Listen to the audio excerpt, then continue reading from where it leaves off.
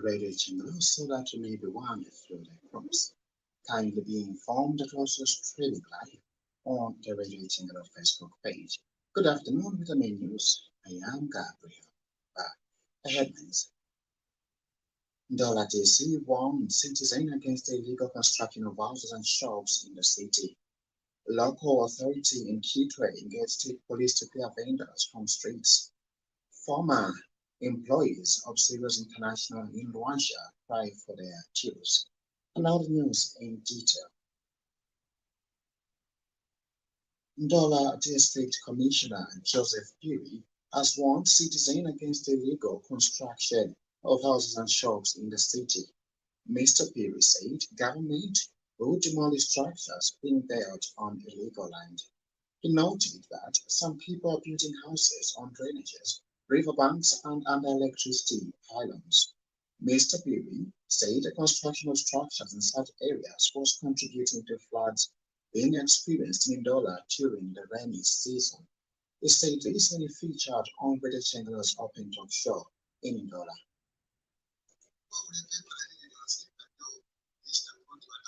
I think we will not allow that. The issue of legalizing what no legalize. So what we have resorted to is to just demolish so that to appear Java as a deterrent to those who just want to spend their money recklessly. It should not be like that. Then I would also want to urge the council to make sure that they employ more building inspectors. It's very important because in the Twawatama building inspectors, they should be stopping the people from building this illegality. And on the same program, Dollars Mashiri Ward Councillor Cindy Kuba called for concerted efforts in the prevention of floods in urban areas. Satellite committees, so about million again. Committees, yes, abantu bali eager to work because now baba committees. Beshalira abajemenu nga bale bapera amareports kwe bati aya areas balakwata amaflights. Bese kwangu kuba twandira okulolera program ya food for work tatulaba.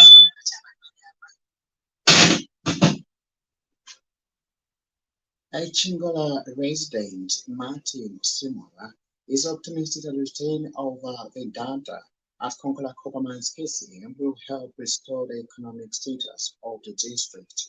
Mr. Simola recalled that the emphasis experienced at the mining firm crippled the economic status of Chingola and the nation as well.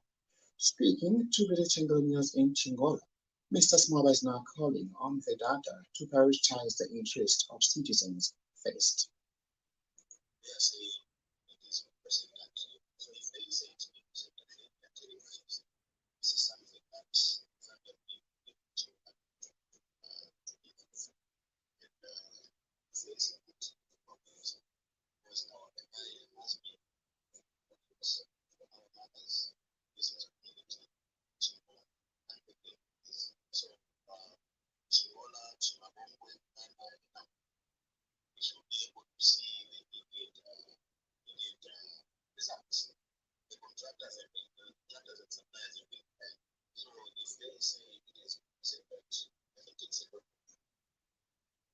The local authority in Kitwe last Friday engaged the state police to clear vendors from the Central Business District as CBD.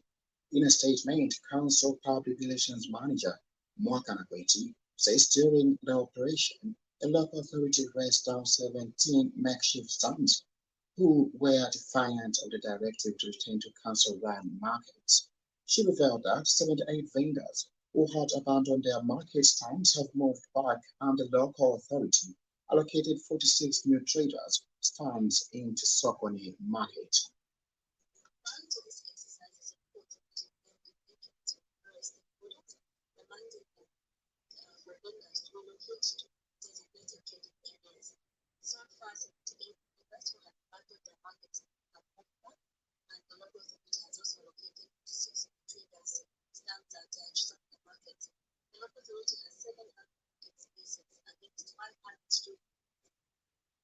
The local authority says it has 700 market spaces against 500 street vendors in the three major markets, namely Chisokone, Chamboli and Nakadoli, with additional trading spaces in Ndeke Masujo, Ndeke Village, Riverside, Luangwa, Buchi, Kwacha, and Changa markets. Over 200 former employees of Sirius International in Rwanda are calling on governments to pay their dues following the closure of the company in the year 2000. They complained that they have been languishing in poverty and majority of workers have since died because of the misery they are going through. Group spokesperson Alex Malveni said the company was placed under receivership in the year 2000 and was owned by the Germans who left the country unceremoniously.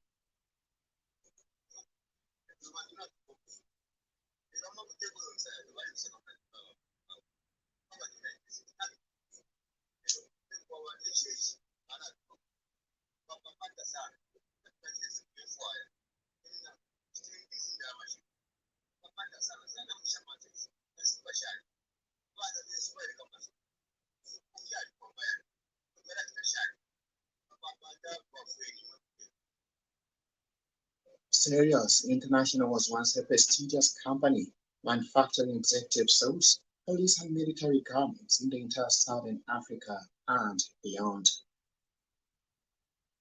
The Zambia Institute of Special Education, ZAMISA, has appealed to governments to consider opening up special learning centers for children with special needs to protect them from stigma and isolation.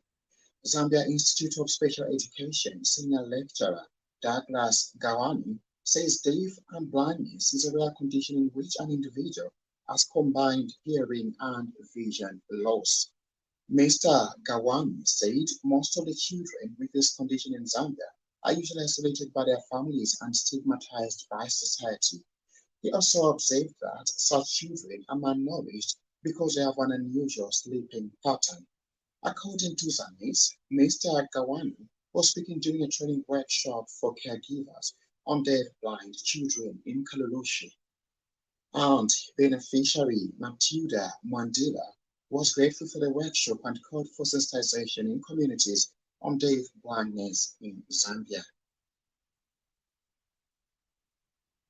And now we look into sports. Power Dynamo's coach Nunes People has expressed confidence that his side can equally qualify for CAF Champions League group stage after yesterday's 2-2 home draw against Simba of Tanzania. Power gave up leads twice at Levi Monasa Stadium in the first leg match on the pre-group stage as Chipolo Polo midfielder Peter Chama scored twice. In a post-match comment, Chipepo said Power will work on the mistakes noted in the first leg.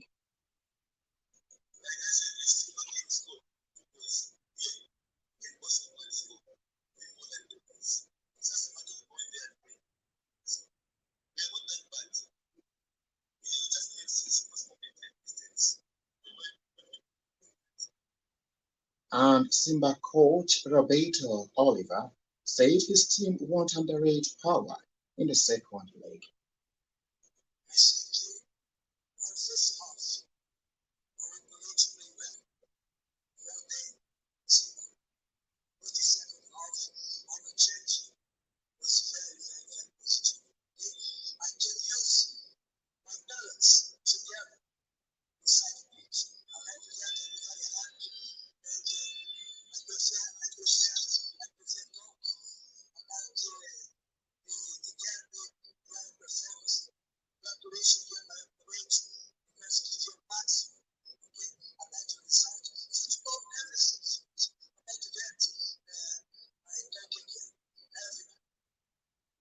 The two sides will meet in return leg in Dar es Salaam in 2 weeks' time.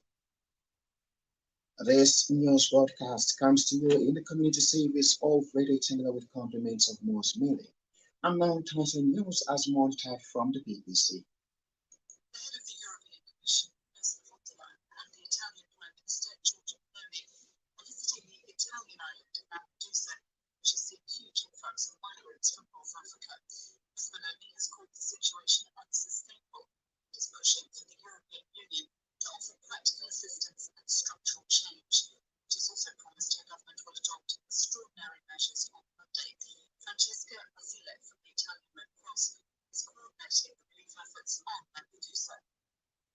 traditionally a place where migrants arrive. So the population tries to help to support the activities in a very, very friendly way. But with such challenging numbers, it becomes difficult. Some residents are concerned that their island will be a tourist destination or become a tent city. 1 week after the Libyan city of Derna was torn apart by a wall of water, the focus of the international aid operation is increasingly on helping survivors. The search for bodies is continuing. Hundreds are being recovered from the ruins of Derna and other Libyan towns. Rana Kasafi from the UN Refugee Agency is in Derna, says rescue teams haven't completely given up finding more survivors. Don't forget, this is the 6th or 7th day since the storm hit last Sunday. So this is the number one priority right now. In addition to extracting the deceased and the corpses that have now been washed away into the sea or are buried under the rubble. So body bags are needed, additional search and rescue teams are needed. Time is of the essence, obviously, because every second counts. Meaningful aid is finally reaching Egypt to assist the needs of the tens of thousands of left homeless. North Korea's leader Kim Jong-un has left Russia as armored train after a week of talks in the Far East about closer ties and military cooperation. Sasha Schlichter reports. After China's ambiguous stand on the war in Ukraine, President Putin heard the sweetest words from the lips of Kim Jong-un about Russia waging a noble fight against evil. Moscow needs as much munitions as it can get for its war, while Pyongyang wants Russia's help to develop its missile program. The president took Mr. Kim around Russia's new space center, where he promised help in developing North Korea's space program. Later, Kim's personal guide was Defense Minister Sergei Shoigu, who showed him around military facilities, yet no formal agreement was announced. So it will probably be its more bizarre aspect the visit will be remembered for, like the regional governor giving Kim a farewell present of 5 explosive drones, a reconnaissance drone, and a bulletproof vest. Well, that item from the BBC brings us to the end of our menus this afternoon. We take a look at stories that made headlines. Dollar TC warns citizens against illegal construction of houses and shops in the city. Local authority in Kitwe engage state police to clear vendors from the streets. Former employees of Asterios International in Russia cry for their dues. For these and more stories, you can visit our Facebook page. And to remember to play a part in the fight against the coronavirus pandemic by adhering to the safety guidelines as outlined by the Ministry of Health and the World Health Organization. Wear a mask when in public, avoid large groups and maintain social distance. Avoid unnecessary movements. Wash your hands frequently for at least 20 seconds. Cover your cough or sneeze with a flex elbow or handkerchief or tissue. Well, on behalf of the entire news team and my sound technician, Memon Ngala, I am Gabriel Mumba. Have a good day and keep listening to the light of the Cocoa Belt.